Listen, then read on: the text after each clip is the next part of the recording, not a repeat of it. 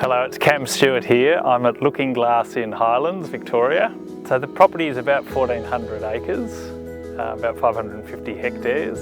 It's a lot of granite and a lot of large granite rocks sitting underneath the surface. It's rolling hills with a lot of swamps, and there's a lot of springs and water that's generated on the property.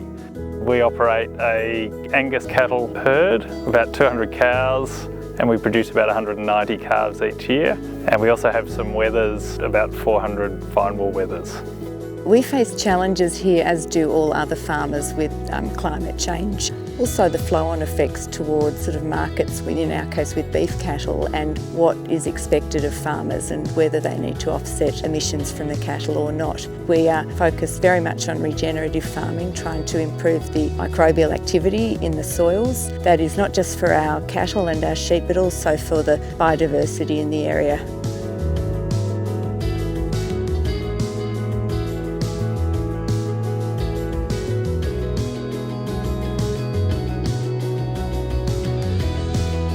From an emissions perspective, we've done a number of baseline assessments. We did one with Regen Digital. It's very clear from those assessments that the vast majority of the emissions come from the methane from the cattle. So that's something that we are focused on, and in terms of trying to improve that, there's obviously improving the productivity of the cattle, but ultimately I think there will need to be some improvements in management of the methane and potentially carbon offset through sequestration and vegetation. For farmers who do take steps and are able to reduce their emissions, it seems fair that they get compensated.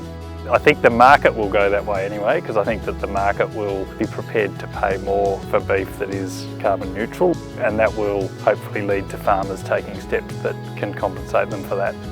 We do think that traceability and having a connection through to the market is something that is really important and will grow in importance going forward. And we'd also been early adopters of Regen Digital. We thought it would be really interesting to work on a landscape type environment as opposed to just your own farm.